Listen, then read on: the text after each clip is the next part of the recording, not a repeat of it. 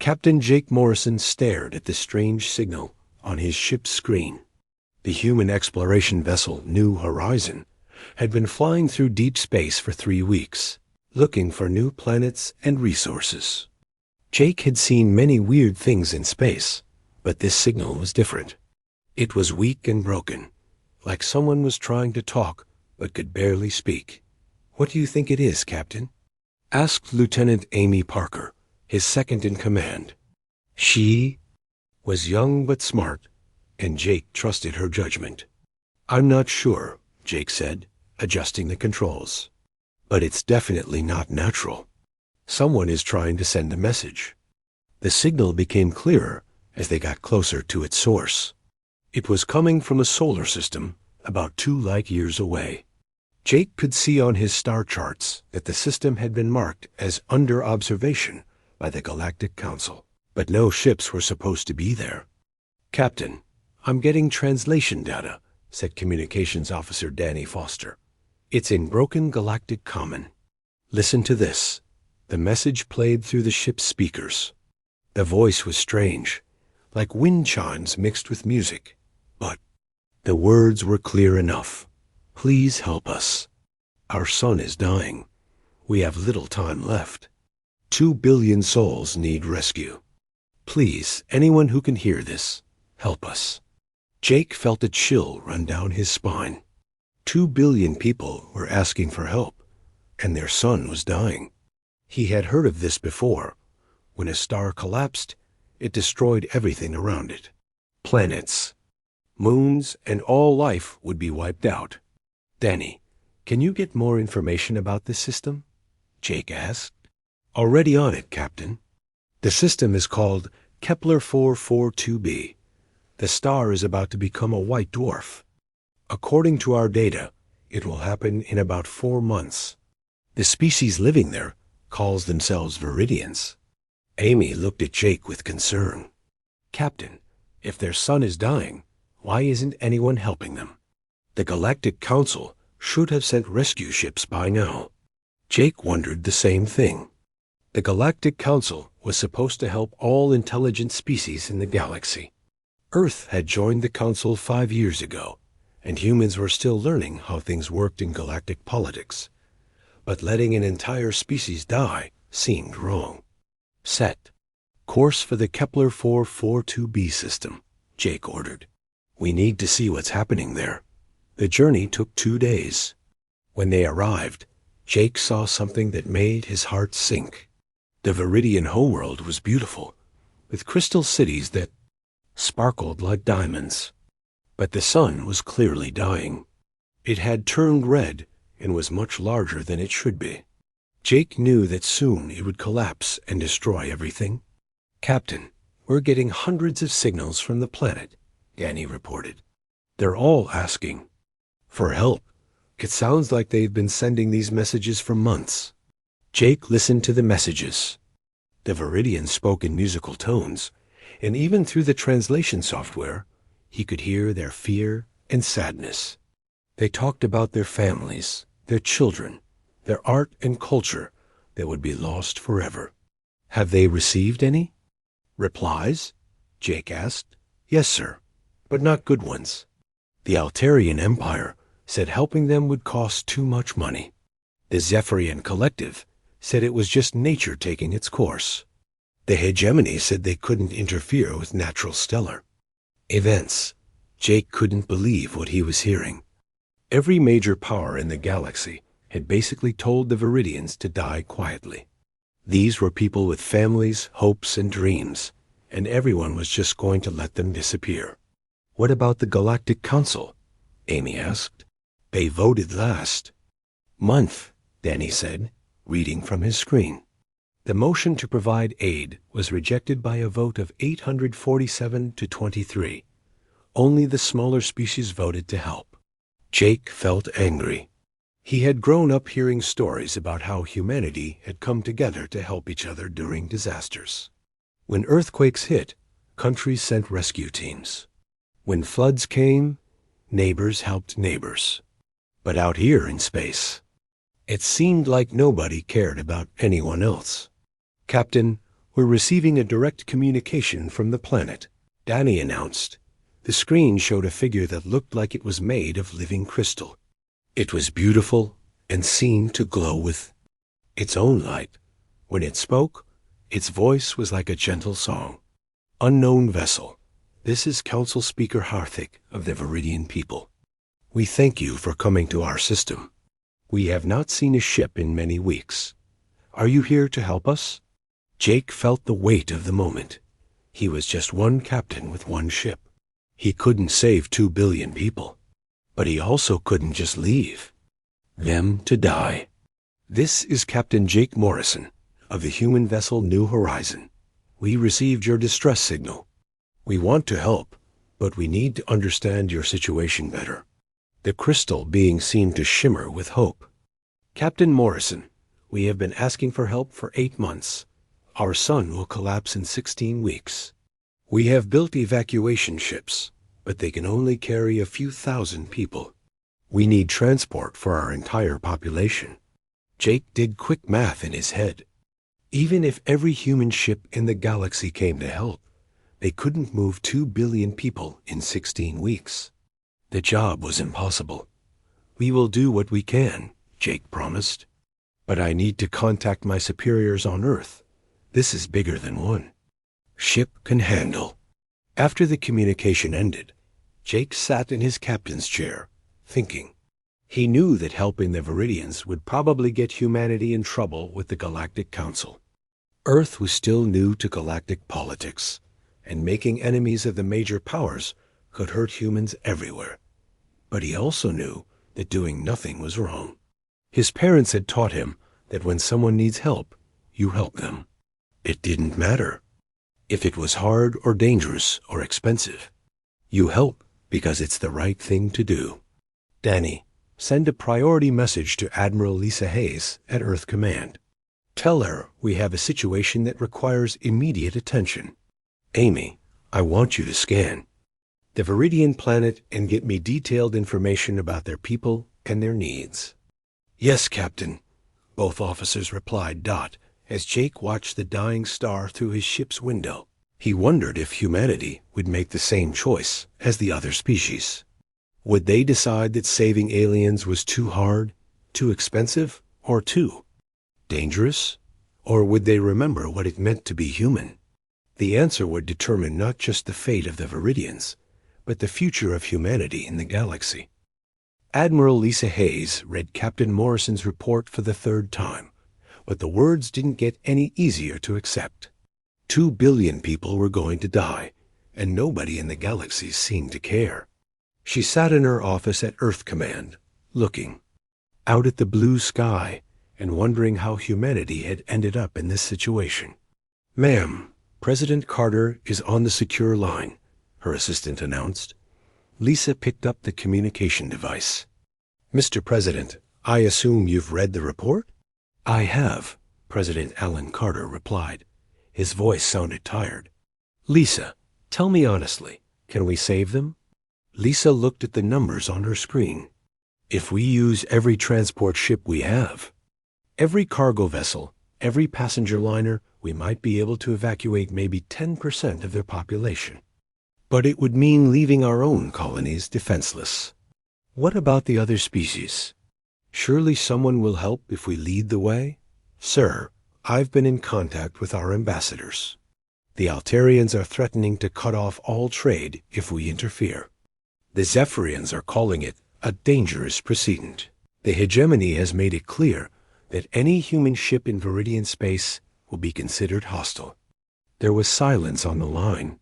Lisa knew the president was thinking about the consequences. Earth had worked hard to build relationships with the major galactic powers. Trade with alien species had made Earth richer than ever before. Human colonies were thriving because of alien technology and resources. Schedule an emergency meeting with the Colonial Assembly, the president finally said. We need to discuss this properly. 3 days later, the Colonial Assembly met in emergency session. Representatives from every human colony and Earth itself gathered to decide humanity's response to the Viridian crisis. Lisa sat at the briefing table, watching the debate unfold. Senator Ryan Clark from the Mars colony spoke first. We cannot risk humanity's future for aliens we've never met. If we anger the major powers, they could kick us out of the Galactic Council entirely. Our colonies could be cut off from supplies and trade. But these are people, argued Senator Grace Murphy from the Europa Station. 2 billion thinking, feeling beings with families and children. How can we just let them die? Because it's not our problem, Clark shot back. Every species in the galaxy has voted on this. The decision has been made. We're the newest members of the galactic community. We can't just ignore the rules when we don't like them. Commander Beth Williams, head of the Terran fleet, stood up. I've run the numbers.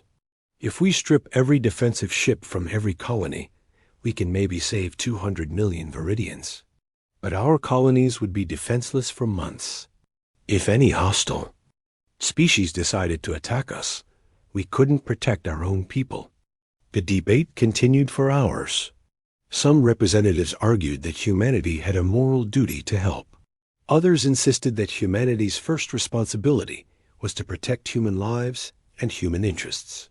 A few suggested sending aid money instead of ships, but the Viridians needed transport, not credits. Dr. Elena Rodriguez, Earth's top expert on alien species, had been studying the Viridian data. She stood to address the assembly. I've been analyzing the Viridian biology and culture. These beings are unlike anything we've encountered. They're made of living crystal, and they communicate through harmonic frequencies. But more importantly, they have knowledge that could revolutionize our technology. Explain, President Carter requested. Their crystalline structure allows them to process quantum information in ways we can't imagine. They've solved mathematical problems that our best computers can't handle. If we save them, they could help us advance by centuries. Senator Clark scoffed. So now we're supposed to save them because they might be useful to us? That's not much better than letting them die. No, Dr. Rodriguez replied. I'm saying we should save them because it's right. But I'm also saying that doing the right thing might benefit us too. The debate raged for another day. Representatives called their home colonies, asking for guidance. The public opinion was divided. Some humans supported a rescue mission, inspired by their species' history of helping others. Others feared the economic and political consequences of defying the galaxy's major powers. President Carter finally called for a vote. The result was close. 52 votes in favor of a rescue mission, 48 against. But the president had the final decision. The vote is advisory only, Carter announced. The final choice is mine, and I've made it. We're going to help the Viridians. The room erupted in shouting. Some representatives cheered. Others protested angrily. Senator Clark stood up and pointed at the president. You're gambling with every human life in the galaxy. If this goes wrong, their blood will be on your hands. President Carter looked tired but determined. Senator, I've read the history books. I know what happens when good people do nothing while others suffer. I know what happens when we decide that politics is more important than lives. I won't let humanity be remembered as the species that watched genocide and did nothing. The president turned to Commander Williams. Beth, I'm giving you command of Operation Lighthouse. Every available ship, every available crew. We're going to save as many Viridians as we can. Mr. President, the Galactic Council will retaliate. They'll impose sanctions, cut off trade, maybe even use military force. Then we'll deal with that when it comes. But we're not abandoning 2 billion people because it's inconvenient. Within hours, the response from the galactic community was swift and harsh. The Altarian Empire immediately froze all human assets in their space. The Zephyrian Collective closed their borders to human ships. The hegemony issued a formal warning that any human vessel found in Viridian space would be dealt with accordingly. Earth, the stock markets crashed as investors realized that humanity was about to be cut off from galactic trade. Riots broke out in some cities as people panicked about shortages and economic collapse. The governor of the Proxima Centauri colony sent an angry message demanding that the president reconsider, but President Carter didn't change his mind. He appeared on every news channel, speaking directly to the human people. We are facing a test of who we are as a species. We can choose to be safe and comfortable while others die, or we can choose to be the humans our children will be proud of. We can choose to be the species that stands up when everyone else sits down. The speech divided humanity even more. Some colonies announced they would not contribute ships to the rescue mission. Others volunteered every vessel they had. Captain Morrison, still in the Viridian system, reported that more human ships were arriving every day. Dr. Rodriguez worked with the Viridians to understand their needs. She discovered that they couldn't survive in normal atmospheric conditions. Each Viridian needed a special crystalline container that maintained their structure during transport. The containers were expensive and took time to build. How many can we save? President Carter asked during a secure communication. If everything goes perfectly, maybe 400 million, Dr. Rodriguez reported. But that's assuming we have enough ships, enough containers, and enough time. And if everything goes wrong? Then we save whoever we can, and we live with the consequences. Meanwhile, the Galactic Council was preparing its own response. Intelligence reports suggested that the hegemony was moving a large fleet toward the Viridian system. The message was clear. Humanity would be stopped, by force if necessary. Commander Williams received reports from her fleet commanders. Many were nervous about confronting the galaxy's major powers. Some asked if they should retreat if faced with superior force. Others requested permission to fight if attacked. "What are your orders, Commander?" asked Captain Morrison during a fleet briefing. Williams looked at the faces of her officers on the communication screen. These were good people, following orders that might get them killed. But they were also humans, and humans didn't abandon those who needed help. "Our orders are simple," she said. "We save as many Viridians as we can. We don't start fights, but we don't run from them either. We came here to do the right thing, and we're going to do it." As the rescue operation continued, more bad news arrived from Earth. The economic sanctions were working. Human colonies were running short on medical supplies, advanced technology, and exotic materials that could only be obtained from alien traders. Some colonial governments were demanding that Earth end the rescue mission before it destroyed humanity's future. President Carter faced the hardest decision of his presidency. He could order the fleet to return home, saving humanity from economic ruin and political isolation. Or he could continue the mission, knowing that it might cost humanity everything. He thought about his own children and what kind of galaxy he wanted to leave them. He thought about the Viridian children who would die if humanity abandoned them. He thought about the history books and how they would record humanity's first great moral test in the galactic community. "Continue the mission," he ordered, "whatever the cost." Captain Jake Morrison watched as another human transport ship arrived in the Viridian system. The Golden Gate was a cargo hauler from Earth, not built for carrying people, but her captain had volunteered anyway. Jake counted the ships on his screen: -847 vessels from across human space, everything from military cruisers to civilian passenger liners. "Captain, we have a problem," reported Chief Engineer Danny Foster. "The Viridians can't survive in our normal passenger areas. Their crystalline bodies need special containers that maintain specific temperature and pressure conditions." Jake flew down to the planet's surface to meet with the Viridian leaders. The crystal cities were even more beautiful up close, but he could see the fear in the people's faces. Parents held their children close, and elderly Viridians sat quietly, singing soft songs of farewell to their World. Council Speaker Harthik met him at the landing site. The Viridian leader's crystal body was dim with sadness. "Captain Morrison, we are grateful for your help, but we fear it may not be enough. Our people require very specific conditions to survive transport." "Show me what you need," Jake said. Harthik led him to a facility where the Viridians had been building escape pods. Each pod was like a small crystal chamber, filled with gases that human instruments couldn't even identify. The pods were beautiful but complex, and Jake could see that each one took days to build. "We have built 50,000 pods," Harthik explained. "But we need 2 billion. Jake felt his heart sink. Even if they worked non-stop, they could never build enough pods in time.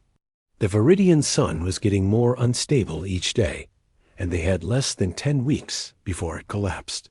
"What if we modify our ships?" Jake suggested. "Can we create the conditions your people need in our cargo holds?" Dr. Elena Rodriguez, who had arrived with the science team, ran calculations on her portable computer. "It's possible, but it would take weeks to modify each ship, and we could only carry about 1/10 of our normal passenger capacity."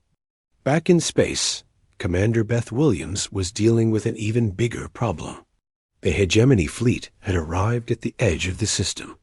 50 massive warships sat in formation, led by Admiral Zor Thak, a veteran commander known for his ruthless efficiency. "Human commander," came the transmission from the hegemony flagship. "You have been ordered to cease this illegal intervention immediately. You have 48 hours to evacuate the system or face military action." Beth looked at her own fleet. The human ships were brave, but they were mostly transports and cargo vessels. In a fight with the hegemony fleet, they would be destroyed in minutes. "Admiral Zorthek," she replied, "we are engaged in a humanitarian rescue mission. We have no hostile intent toward your forces. Your intent is irrelevant. The Galactic Council has ruled on this matter. The Viridians will be allowed to die naturally. Your interference violates galactic law." "Since when is saving lives against the law?" Beth shot back. "Since it threatens the stability of established galactic order. You have 48 hours. The transmission ended, leaving Beth with an impossible choice. She could order the human fleet to withdraw, saving the ships and crews, but abandoning the Viridians. Or she could continue the mission, knowing that it would probably end in a battle they couldn't win. She called a meeting with her senior captains. The holographic images of dozens of ship commanders appeared around the conference table. Some looked nervous, others determined, all of them waiting for her decision. "You all heard the ultimatum," Beth began. "I won't lie to you. If we stay, we'll probably have to fight. If we fight, many of us will die. But if we leave, 2 billion Viridians will die for certain." Captain Lisa Chun of the passenger liner Star Dream spoke first. "Commander, my ship is filled with families. I have 3,000 Viridians on board, including 800 children. I can't abandon them. My cargo holds are packed with Viridian refugees," added Captain Rick Johnson of the freighter Iron Horse. "These people trusted us to save them. We can't just dump them and run." One by one, the captains voiced their support for continuing the mission. A few expressed doubts about fighting the hegemony fleet, but none suggested abandoning the rescue. "Operation? Then we stay," Beth decided. "But we're not going to make it easy for them. We'll use the system's asteroid belt and gravitational anomalies to our advantage. If they want to stop us, they'll have to work for it." Meanwhile, on Earth, the consequences of the rescue mission were getting worse. The economic sanctions had caused widespread shortages. Hospitals were running out of advanced medical equipment that came from alien manufacturers. The space elevator in Ecuador had shut down after Zephyrian technicians withdrew their support. President Carter faced protests outside the White House. Signs read, "Save human jobs, not aliens. An Earth first, galaxy second." But other protesters carried signs saying, "Never again, and humanity helps everyone." The president received a call from the governor of the lunar colony. "Mr. President, our life support systems are failing. We need Altarian atmospheric processors, but they won't sell to us anymore. If you don't end this rescue mission, 50,000 humans on Luna could die." Carter felt the weight of impossible choices. Save the Viridians and risk human lives, or abandon the rescue and live with the guilt forever. He thought about his daughter, who was studying on Luna. He thought about the Viridian children he had seen in the news reports. "Governor, I'm sending emergency supplies from Earth. We'll find a way to fix Luna's life support without alien technology." "President, that's impossible. The technology is too advanced. Then we'll learn to build it ourselves. We got to space without alien help before. We can do it again." Back in the Viridian system, the evacuation was proceeding slowly. The modified human ships could only carry a fraction of their normal capacity, and loading the crystalline refugees took hours for each ship. Dr. Rodriguez and her team worked around the clock to improve the process, but time was running out. "We've evacuated 150 million Viridians," Jake reported to Commander Williams, "but we need to move faster. The star's instability is increasing." "I know," Beth replied, "but we're doing the best we can with what we have." That's when unexpected help arrived. The transport ship Stellar Pride appeared at the edge of the system. It wasn't human.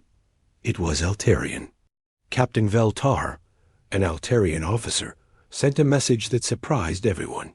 "Human vessels, this is Captain Veltar of the Altarian transport Stellar Pride. I am here to assist with the evacuation." Beth couldn't believe it. "Captain, aren't you risking your career by helping us?" "Commander Williams, I have been watching your rescue operation. Your people are showing courage and compassion that shames the rest of us. I cannot stand by and watch genocide while good people try to prevent it." More ships began to arrive. A Zephyrian medical vessel, commanded by Dr. Cathara, came to help treat injured Viridians. A small fleet of independent traders, led by Captain Vorthik of the Free Traders Union, brought supplies and additional transport capacity. "It seems not everyone in the galaxy has forgotten what it means to help others," Beth observed. "But 4. Every ship that came to help, 10 more stayed away. The major powers maintained their blockade, and Admiral Zorthik's ultimatum was still in effect. The hegemony fleet moved closer to the planet, weapons powered and ready. The rescue operation entered its final phase, with only 72 hours before the Viridian star's predicted collapse. The human fleet had saved 300 million Viridians, but 1.7 million remained on the dying world. Even with the help of the volunteer ships, it was clear that not everyone could be saved. Jake stood on the bridge of his ship, watching the Viridian sunset. He knew that in 3 days, this beautiful world would be gone forever. He thought about all the people they wouldn't be able to save, all the families that would be separated, all the art and culture that would be lost. "Captain," Danny Foster said quietly, "we've done more than anyone thought possible. We've saved more lives than any rescue mission in galactic history." "But it's not enough," Jake replied. "It's never enough when people are dying." Through the ship's communication system, he could hear the Viridian refugees singing. Their harmonic voices filled the corridors with hauntingly beautiful music. Even in their fear and sadness, they were creating art that moved the human crew to tears. "Maybe that's what makes us human," Jake thought. "We keep trying to save everyone, even when we know we can't." The final confrontation was approaching. Admiral Zorthik's deadline was almost up, and the hegemony fleet was moving into attack position. The human ships were loaded with refugees, making them slow and vulnerable. If the fighting started, thousands of Viridians would die along with. Their human rescuers, Beth Williams, looked at the tactical display one more time. Her small fleet of rescue ships against the most powerful military force in the galaxy. The odds were hopeless, but she had made her choice. All ships maintain course and speed. Continue the evacuation. We're not backing down. Commander Beth Williams stood on the bridge of her flagship, watching the hegemony fleet move into attack formation. Admiral Zorthek's 48-hour ultimatum had expired, and the massive alien warships were powering up their weapon systems. Each hegemony cruiser was 3 times the size of her largest transport, and their firepower could destroy her entire fleet in minutes. "Commander, we're receiving final evacuation reports," reported Communications Officer Lisa Park. "We have 450 million Viridians aboard our ships, but 1.5 billion are still on the planet. The last transport shuttles are loading now." Beth looked at the tactical display. The dying Viridian star was becoming more unstable by the hour. Solar flares were increasing in frequency and intensity. They had maybe 30 hours before the star collapsed completely. "How long do we need to evacuate the remaining people?" she asked. "At current loading rates, about 60 hours, Park replied. "But Captain Morrison reports that the planet's surface is becoming dangerous. The star's radiation is affecting the Viridian crystal cities." Beth felt the weight of impossible mathematics. They needed more time than they had, and the hegemony fleet wasn't going to give them any time at all. "Commander Williams," came Admiral Zorthika's voice over the communication system, "your deadline has passed. Order your ships to withdraw immediately, or we will open fire." Beth took a deep breath. This was the moment that would define not just her career, but humanity's place in the galaxy. She could order her ships to retreat, saving the lives of her crews and the Viridians already aboard. Or she could stand firm and face almost certain destruction. "Admiral Zorthik," she replied, "we are engaged in a humanitarian rescue mission. These people will die if we abandon them now. Their fate was decided by the Galactic Council. You have no authority to override that decision. I have the authority of basic decency. We're not leaving." The communication channel went silent. Beth could see the hegemony ships adjusting their positions, surrounding the human fleet. The alien warships were beautiful in their own way, sleek and deadly, but they represented everything that was wrong with the galaxy. Power without compassion, order without mercy. Captain Jake Morrison's voice came through the fleet communication system. "Commander, the last shuttle has just launched from the planet. We're loading as fast as we can, but we need more time." "You'll have it," Beth promised, though she wasn't sure how. On Earth, President Carter was watching the crisis unfold from the White House Situation Room. Real-time communications with the Viridian system took hours due to the distance, but he could see the tactical situation clearly enough. His people were about to die because he had ordered them to save aliens. "Mr. President," said Secretary of Defense Robert Kim, "we could order the fleet to withdraw. There's no shame in a tactical retreat when facing overwhelming force. There's no honor in abandoning people who need help," Carter replied. "Our people knew the risks when they volunteered for this mission. Sir, we're talking about the lives of 100,000 human crew members. If the hegemony destroys our fleet, it will be the worst military disaster in human history." Carter stared at the tactical display. Each dot represented a ship full of people, humans who had volunteered to risk their lives for strangers, and Viridians who had trusted humanity to save them. The weight of their lives pressed down on him like a physical force. Send a message to Commander Williams, he decided. Tell her to use her best judgment. If she thinks the situation is hopeless, she has permission to withdraw. Back in the Viridian system, Beth received the president's message. The permission to retreat should have been a relief, but it only made her decision harder. She could save her people and the Viridians already aboard, but she would have to abandon over 1 billion people to certain death. "Commander," said Captain Morrison over the fleet channel, "I'm reading massive energy buildup in the hegemony ships. They're preparing to fire." Beth looked around her bridge. Her crew was young, many of them barely out of the academy. They had families back on Earth, dreams and futures that would be cut short if the shooting started. But they were also humans, and humans didn't abandon those who needed help. "All ships, this is Commander Williams. We came here to save lives, and that's what we're going to do. Form defensive positions around the transport vessels. Protect the refugees at all costs." The human fleet began to move. The few military vessels they had positioned themselves between the hegemony ships and the loaded transports. Cargo vessels and passenger liners moved to the center of the formation, their holds packed with crystalline refugees. Admiral Zorthic's voice echoed across the system. "Final warning, humans. Withdraw now or face the consequences." Beth opened a channel to the entire fleet. "This is Commander Williams to all human vessels. We face a choice that will define who we are as a species. We can run and save ourselves, or we can stand and save others. I know what choice I'm making." One by one, the human captains responded.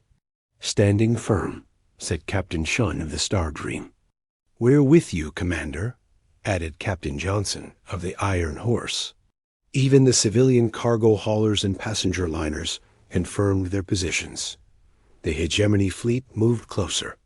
Beth could see the weapon ports opening on the alien ships. In a few minutes, those weapons would fire, and many of her people would die. But they would die doing the right thing. That's when something unexpected happened. The Viridian refugees aboard the human ships began to sing dot. It started as a low harmonic sound, barely audible through the ship's systems, but it grew stronger as more voices joined in. The crystal beings throughout the fleet began to harmonize, creating a song that was both beautiful and heartbreaking. Dr. Helena Rodriguez, monitoring the phenomenon from her research ship, made a startling discovery. "Commander, the Viridian song is broadcasting on all frequencies. It's not just music. It's sharing their emotions and memories." The harmonic resonance spread beyond the human fleet. Every ship in the system, including the hegemony vessels, began receiving the Viridian broadcast. For the first time, the various alien species could feel what the Viridians were feeling. Their fear, their hope, their gratitude to the humans who had come to save them. The song told the story of the Viridian people, millions of years of peaceful existence, creating art and music and beauty, the joy of their children, the wisdom of their elders, the bonds of family and community that connected them all.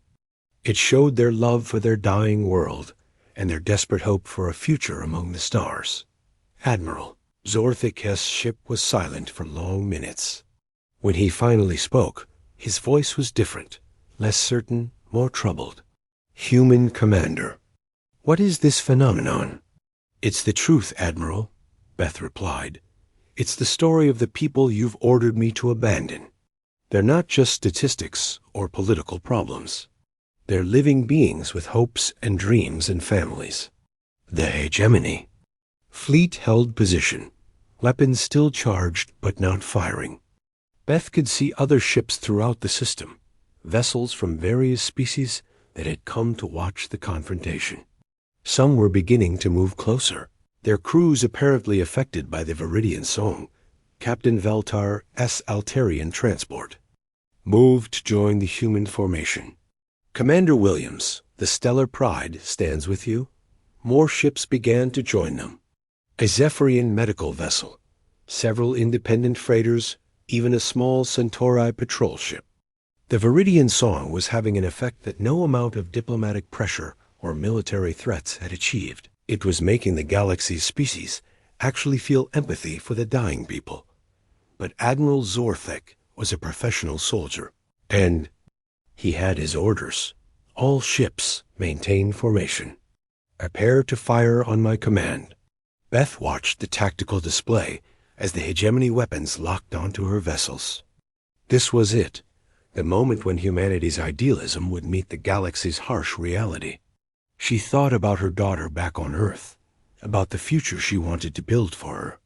"Admiral," she said, opening a final communication channel. "Before you fire, I want you to know something. We're not here because we're naive or stupid. We're here because we believe that the strong should protect the weak. We believe that when someone needs help, you help them. That's what makes us human. Your beliefs are admirable, Commander, but they are also dangerous. The galaxy has rules for a reason." 5 years had passed since the Viridian rescue, and the galaxy was a very different place. Captain Jake Morrison, now Admiral Morrison, stood on the observation deck of the space station, New Harmony, watching ships from dozens of species dock at the massive facility.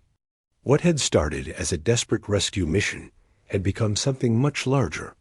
The station orbited Kepler 186f, a world that had been transformed into the first truly integrated human Viridian colony. Below, crystal cities rose alongside human architecture, creating a unique blend of technologies and cultures. The sight still amazed Jake, even after all these years. "Admiral Morrison," came a familiar harmonic voice. Council Speaker Harthick approached, his crystalline form now more vibrant than it had been during the dark days of the evacuation. "The morning reports are ready for your review." Jake smiled. The Viridian leader had become not just an ally, but a close friend. Working together had taught both species things they never could have learned alone. "How are the new arrivals settling in?" Jake asked. "Very well.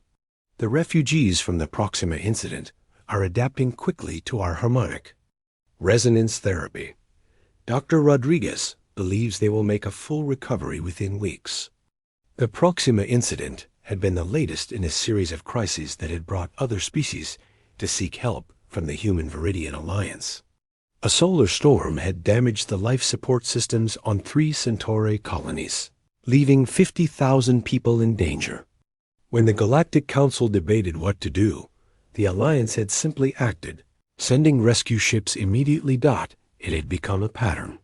When disaster struck, when people needed help, the major galactic powers would hold meetings and debates while the Alliance sent aid. The contrast was becoming harder for the galaxy to ignore. Jake walked through the station's corridors, observing the daily miracle of interspecies cooperation. Human children played games with young Viridians, learning to communicate through harmonic frequencies. Viridian artists work with human engineers to create technologies that neither species could have developed alone. In the research section, Dr. Elena Rodriguez was working on her latest project. She had become the galaxy's leading expert on Viridian technology, but more importantly, she had learned to think like they did. "Elena, how's the quantum computer project coming?" Jake asked. "Better than I hoped," she replied, excitement clear in her voice. "The Viridian harmonic processors can solve equations that would take our best computers centuries. We're on the verge of breakthroughs in everything from medicine to faster-than-light travel. And they're sharing all of this freely? That's what makes them special, Jake. They don't think in terms of patents or trade secrets. Knowledge belongs to everyone. It's a completely different way of thinking about progress." The success of the Alliance colonies had not gone unnoticed. Human worlds that had initially opposed the Viridian rescue were now requesting Viridian settlers. The crystal beings' harmonic technology had solved countless engineering problems, while their emotional resonance abilities had revolutionized psychology and medicine. But the real change was deeper than technology. The Viridians had taught humanity something about empathy and cooperation that was transforming human society. Crime rates had dropped dramatically on integrated worlds. Depression and anxiety were becoming rare. People were simply happier when they could feel each other's emotions through Viridian. Harmonic resonance, Jake's communication device, chimed with an incoming message from Earth. President Carter, now in his second term, appeared on the screen, looking tired but satisfied. "Jake, I've got news from the Galactic Council meeting. The hegemony has officially requested humanitarian assistance protocols." Jake was surprised. The hegemony had been one of the Alliance's harshest critics, calling human Viridian cooperation dangerous idealism and galactic destabilization. "What kind of assistance?" Jake asked. "Their outer colonies are facing a plague that their medical technology can't cure. They've exhausted all traditional treatments. They want to know if our Viridian partners might be able to help." It was ironic. The same species that had nearly destroyed the human rescue fleet was now asking for help from the people they had tried to stop. But Jake knew what the answer would be. "Send a medical team immediately," he said. "The harmony can be therein." 6 days. "Jake, are you sure? The hegemony has made life difficult for us for years. Maybe it's time they learned about consequences." Jake thought about Commander Williams, who had died 2 years earlier in another rescue mission. She had never lived to see how her courage at the Viridian system had changed the galaxy. But her words still guided Alliance policy. "We help people because it's right, not because they deserve it. Mr. President, if we start choosing who deserves help based on how they've treated us, we become just like the old Galactic Council. We help because they need help." Within days, Alliance medical ships were racing toward hegemony space. The mission was led by Dr. Kira Walsh, a human physician who had learned Viridian harmonic healing techniques. Her team included both human doctors and Viridian healers working together. The results were dramatic. The plague that had killed thousands of hegemony colonists was cured within weeks using a combination of human medicine and Viridian harmonic therapy. More importantly, the emotional resonance treatment helped the survivors deal with their trauma and grief. Admiral Zorthok, the same hegemony commander who had faced down the human fleet 5 years earlier, met personally with Dr. Walsh. Proud military officer struggled to find words for what he was feeling. "Dr. Walsh, my people owe you a debt we can never repay. But I must ask, why did you help us?" "We have not been friends to humanity." Dr. Walsh smiled. "Admiral, we helped you because people were sick and we could make them better. It's really that simple." The hegemony officer was quiet for a long moment. "Perhaps it is time for my people to learn this simplicity." The plague rescue marked a turning point in galactic politics. Other species began to question why they maintained the old system of bureaucratic indifference when the Alliance consistently provided effective aid. The Altarian Empire quietly began negotiations to join the humanitarian protocols. The Zephyrian Collective announced new policies prioritizing disaster relief. Back at New Harmony Station, Jake received a visit from an unexpected guest. Senator Ryan Clark, the same man who had opposed the Viridian rescue 5 years earlier, arrived with a delegation from Mars. "Admiral Morrison," Clark said, looking somewhat embarrassed, "I owe you an apology. I was wrong about the rescue mission." "You were protecting human interests," Jake replied diplomatically.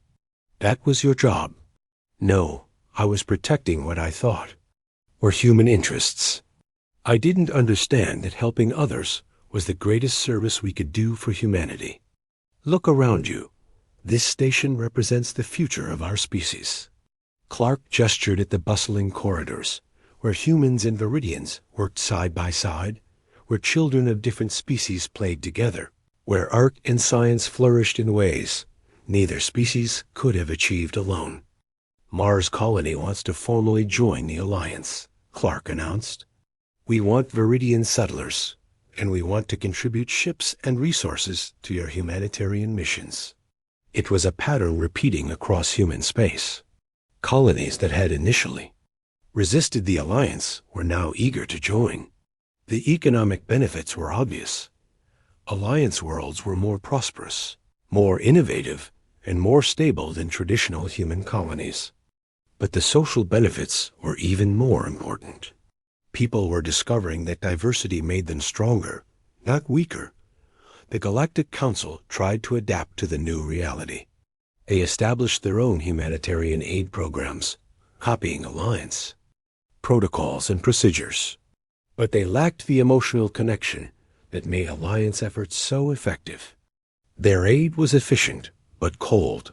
Professional but distant. Jake stood on the observation deck again, watching the sunset over Kepler 186f. In the distance, he could see human and Viridian children playing in the crystal gardens, their laughter and harmonic songs mixing in the evening air. It was a sound that filled him with hope for the future. Council Speaker Harthick joined him at the viewport. "Admiral, do you ever regret the choice your species made?" Jake thought about the question seriously. Humanity had paid a price for their idealism. They had endured economic hardship, political isolation, and military threats. Many humans had died in rescue missions over the years. The path they had chosen was not easy or safe. "No," he said finally. "We made the right choice. We chose to be the species that helps others, even when it's hard. We chose to be the species that stands up when everyone else sits down." "And what do you see in the future?" Jake looked at the thriving colony below, at the ships from dozens of species docked at the station, at the children who would grow up in a galaxy where cooperation was normal and helping others was expected. "I see a galaxy where no one gets left behind," he said. "I see a galaxy where not on our time becomes the standard response to suffering and injustice. I see the future that Commander Williams and all the others died to create." The harmonic resonance from the Viridian settlements below reached the station, carrying emotions of gratitude, hope, and joy. It was joined by human voices singing old Earth songs and by the communications of other species who had learned that music could be a universal language. As the HFY